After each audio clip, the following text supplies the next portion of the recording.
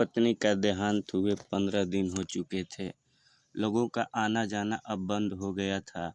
वह अकेला बैठा पुरानी यादों में खोया था कि अचानक उसे अपनी पत्नी का लिखा पत्र मिला। पत्र में लिखा था, प्रिय पतिदेव, मुझे पता चल चुका है कि मुझे कैंसर है और वह भी अंतिम स्टेज में चल रहा है। मैं यह भी जानती हूँ कि मेरे पास अब बहुत कम दिन बचे हैं। मुझे यह भी पता है कि आपने मेरे इलाज में अपनी सारी जामा पूंजी खर्च कर दी है। सारे गहने बिक चुके हैं। कितनी मेहनत से बचत करके जो प्लाट हमने खरीदा था वह भी मेरी बीमारी की भेंट चढ़ चुका है। आप क्या समझते थे कि आप यदि ये सारी बातें मुझे नहीं बताओगे तो क्या मुझे पता नहीं चलेगा? मैं आपकी अर्धांगिनी हूँ। मैंने ज़िंदगी के 12 साल आपके साथ गुजारे हैं। मैं आपके चेहरे को पढ़कर जान जाती हूँ कि आप किस हालत में हो। मगर मेरी मजबूरी तो देखिए कि मैं आपके आंसू भी नहीं पोंछ सकती। आप अकेले में जब रोते हो तब छुप कर देखती हूँ और फिर खुद भी रोती हूँ। कमबख्त ज़िंदगी हमें किस मोड़ पर ले आई है। हम एक दूसरे का दर्द भी नहीं बांट सकते, एक दूसरे के आंसू भी नहीं पोंछ सकते। आप समझते हैं कि आपको रोते देखकर मैं कमज़ोर पड़ जाऊंगी। इधर मैं नहीं चाहती आप कमज़ोर पड़ें। कितनी बेगानी हो गई हूँ न मैं आपकी उदासी का कारण भी आपसे नहीं पूछ सकती। आजकल सब जान पहचान वाले मिलने आ रहे हैं। शायद अब मैं 1-2 दिन की ही मेहमान हूँ। शायद मेरी यात्रा पूरी हो चुकी है। ये कैसा बुलावा है जिसका मुझे पहले से पता है। मुझे मरने से डर नहीं लगता, मुझे डर लगता है कि आप कैसे सह पाओगे मेरी जुदाई। शाम को घर आते ही मुझे तलाश करते हो, मगर अब मैं घर में नहीं मिलूँगी। कलेजा मजबूत कर लेना। जानती हूँ कि आपके लिए बहुत मुश्किल होगा मुझे भुलाना।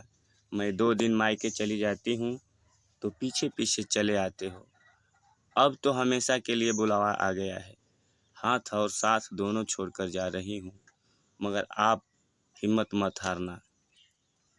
बच्चे अभी बहुत छोटे हैं, उनसे कहना मम्मी भगवान के पास गई है, जल्दी लौट कर आएगी। मेरे चले जाने के बाद बिल्कुल भी मत रोना, कलेजे को पत्थर कर लेना। आप मुझसे कहा करते थे ना कि मैं बहुत डरपोक हूँ, बात बात पर रो पड़ती हूँ। अब देखो ना आपकी पत्नी कितनी मजबूत हो गई है, दुनिया से विदा होने वाली है, दर्द को लेकर जी रही है, मगर एक बार भी नहीं रोई। हमारे साथ का सफ़र बहुत छोटा रहा, मगर क्या करूं, अब साथ नहीं दे पाऊंगी। इतना प्यार देने के लिए शुक्रिया, मेरे सारे नखरे उठाने के लिए शुक्रिया, मुझे टूट कर चाहने के लिए शुक्रिया। जानती हूँ आपको मेरी लत लगी हुई है, भुलाना बहुत मुश्किल है, मगर आपको खुद को संभालना ही होगा। मैं रोज़ आसमान से देखा करूँगी। आप टाइम पर नहाना, टाइम पर खाना खा लेना, क्योंकि आपको ये सब याद दिलाने के लिए आपकी पत्नी अब नहीं होगी। अब मैं ना रहूँगी। अब आलस करना छोड़ देना। जब तक मैं थी आप घर की हर चिंताओं से मुक्त थे। मुझे दोनों बच्चों की तरह आपका भी ख्याल रखना पड़ता था, मगर अब आप बच्चा बनना छोड़ देना, अब रूठना छोड़ देना, क्योंकि आपको मनाने के लिए अब आपकी पत्नी नहीं रहेगी। अब टूटना भी छोड़ देना, क्योंकि आपकी हिम्मत बढ़ाने के लिए आपकी पत्नी नहीं होगी। ऐ जिंदगी तेरे सफ़र में इतने गम क्यों है, जो जीना ही नहीं चाहते उनकी तू बहुत लंबी है, मगर जो जीना चाहते हैं उनकी सांसें इतनी कम क्यों है। ऐ जिंदगी तेरे सफ़र में मुझसे अब और नहीं लिखा जाता, हाथों में दम बिल्कुल भी नहीं है, फिर भी मैं लिख रही हूँ। आप 2 दिनों से सोए नहीं थे, इसलिए आज गहरी नींद में सो रहे हो, अतः मुझे लिखने का वक्त मिल गया। मगर अब मैं लिखना बंद करके आपको थोड़ा सा निहारना चाहती हूँ।